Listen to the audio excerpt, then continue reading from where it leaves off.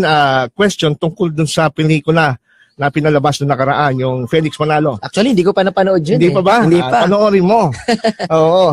Ito ang tanong sa atin ang galing kay Brother Kenneth John Lagidohon. Sabi niya, Christian greetings.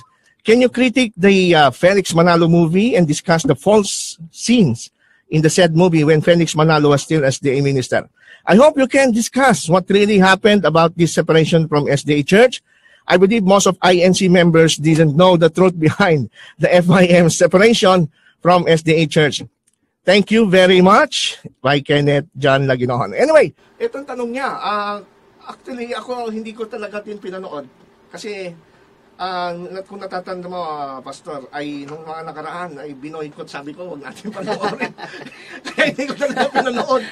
Kasi sabi ko, huwag supportahan kasi alam ko na magkakaroon sila ng false impression. Yes. Lalo na pagka dumating doon sa point na kanilang i-discuss yung tungkol sa Seventh-day Adventist, involved yung Seventh-day Adventist. Pero meron tayong ilang obserbasyon na nanggaling sa ating mga listeners at sa ating mga concern na nakapanood. Pero don't worry, ito po ay tutuloy-tuloy natin na i-critic sa mga susunod. At ito ipapangako kung papanoorin ko alang-alang sa inyong request. Pero ito po ay mga reliable na babasahin ko ng mga na kanilang sinasabing critic, no? Yung mga nakapanood. Una, sabi dito, ito actually galing kay Sister Jenny Reyes. Napanood niya ito. Sabi niya, number 1, kulang sa research daw.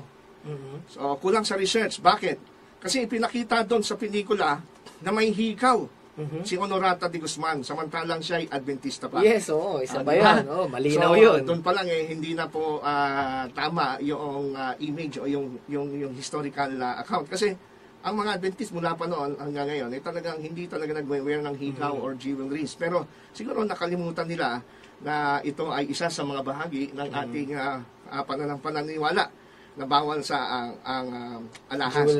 So, yung Honorata de Guzman, ito yung naging asawa ni Ginoong Felix Manalo. Meron siyang hikaw doon sa pelikula.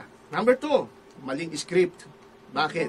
Kasi may isang portion doon na sinabi ni Honorata de Guzman na sasamba sila uli daw sa darating na linggo.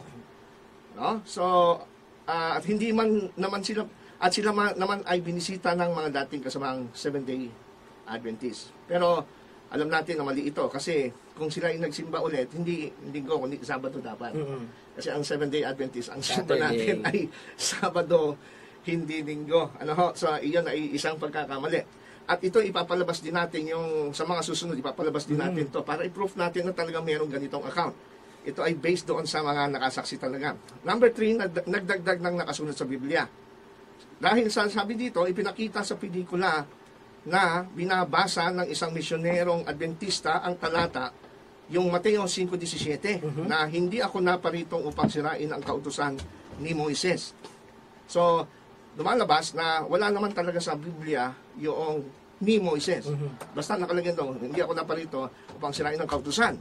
So, doon sa pelikula, dinagdagan nila na ni Moises. Yun ang kanyang observation doon.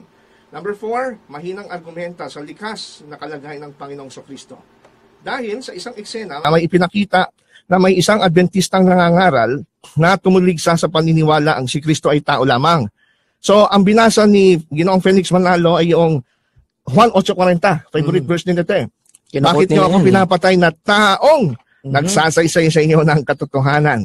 So, doon sa pelikula parang napahiya yung Adventista dito lang sa talatang ito. Siyempre, palalabasin nila na bida sila. No? Oo naman. Nila yun, Papabor sa kanila yun And number 5 na kanyang last na observation, sabi niya, sana mapansin ng mga manonood na si Felix Manalo at si Honorata de Guzman ay hindi ikinasal sa SDA Church.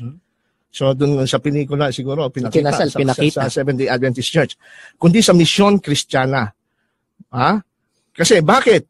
Hindi papayagan ng Seventh-day Adventist Church na ikasal si Ginoong Felix Manalo dito kay Honorata de Guzman sapagkat wala pang isang taon namamatay yung una niyang asawa. Tama rin naman. May guidelines kasi yan May guidelines tayo, di ba, Pastor? So, yan po ang binasa ko sa inyo observation at sa mga susunod ay atin pong tatalakayin pa to, lalo na pag napanood natin. Kasi wala po tayong time talagang panoorin to. So, yan po ang aking masasabi ngayon. Ang concern ni Brother Kenneth, sabi niya, i-discuss nyo po ba, i-discuss nyo po kung ano talaga yung nangyari dun sa separation niya. Kasi dun sa pelikula lumalabas, tumiwalag siya. Pero sa totoong buhay, mga kapatid, sinong Felix Manalo, tiniwalag. Magkaiba yung tumiwalag sa tiniwalag Ngayon, mahirap sabihin sa Eric kasi ang dahilan. Okay po. Pero may record tayo niyan sa Malolos. Sa Malolos. Kung gusto nila mag-research ng iba, pumunta na lang sila doon yung mga ano. Malolos. Ngayon, siya ay hindi tumiwalag, kundi tiniwalag. Anong dahilan? Hindi dahil sa doktrina. So kung hindi dahil sa doktrina, alam niyo na. Okay. Personal matters. Personal matters, mahirap sabihin. So anyway, yan po ang ating masasagot dun sa unang tanong na ating kapatid, si Brother Kenneth John Lagidohon.